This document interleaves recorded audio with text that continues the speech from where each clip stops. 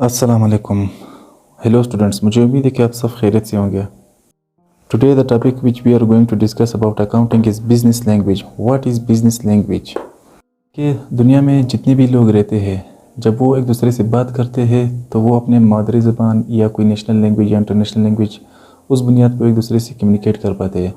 अगर ये ज़बान या ये लैंग्वेजेस दुनिया में नहीं होते तो दुनिया में जितने भी लोग रह रहे वो एक दूसरे से कम्युनिकेट नहीं कर पाते और वो एक दूसरे को देखते ही रह जाते हैं। इसी तरह अकाउंटिंग भी बिज़नेस के थ्रू बातचीत करते हैं, यानी business language means a way to communicate business affair, यानी कोई भी कंपनी कोई काम कर रहा है उसके बारे में कम्युनिकेट करना। कम्युनिकेट किन को किया जाता है? यूज़र्स को। यूज़र्स हम ऑलरेडी लेक्चर 1 में डिस्कस कर चुके हैं।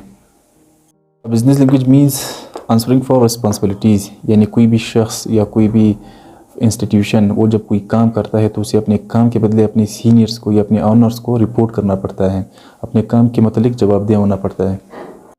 अब मान लीजिए हम नेस्ले कंपनी की एग्जांपल लेते हैं। अब नेस्ले कंपनी के जो मैनेजर्स या अकाउंटेंट है वो रिपोर्ट करेंगे किन को? यूज़र्स को, कि नेस्ले कंपनी कैसा जा रहा है, अच्छा जा रहा है, प्रॉफिट में जा रहा है, उसकी जो प्रोडक्ट जो प्रोवाइड करते हैं पब्लिक को उसकी क्वालिटी अच्छी है, ये सारी इन्फॉर्मेशन ये यूज़र्स को देंगे।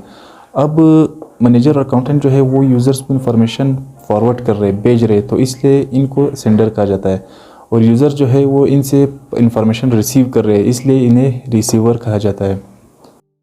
अब मैं आपको और एग्जांपल देता हूँ। मार्केट में कुछ इन्वेस्टर्स बैठे हुए हैं और वो ये डिस्कस करें कि आजकल नेस्ले कंपनी काफ़ी अच्छा कमा रही है, तो वो लोग ये प्लान कर रहे हैं कि हमें भी नेस्ले कंपनी में इन्वेस्ट करना चाहिए।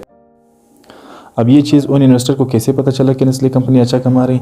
ये उन स्टेटमेंट्स की बुनियाद पे, यानी उन ट्रांजैक्शन डेटा जो उन लोगों ने रिकॉर्ड की होती है और वो पब्लिक को शो करते हैं, जो उन्होंने अकाउंटिंग के बेस पर बनाई होती है। अकाउंटिंग के बेस पर मतलब ये बनता है कि अकाउंटिंग के अपने रूल्स होते हैं, स्टैंडर्ड्स होते हैं, और उन रूल्स और स्टैंडर्ड्स की बुनियाद पे कोई भी कंपनी अपनी स्टेटमेंट्स बनाती है। तो अगर ये रूल्स और पॉलिसीज़ ना होते अकाउंटिंग के तो नेस्ले कंपनी कभी भी अपने स्टेटमेंट्स को नहीं बना पाते। अगर वो अपने स्टेटमेंट्स को नहीं बना पाते तो वो आगे फॉरवर्ड नहीं करते पब्लिक को। अगर वो पब्लिक को फॉरवर्ड नहीं करते तो इन्वेस्टर्स को पता ही नहीं चलता कि नेस्ले कंपनी अच्छा कमा रही है।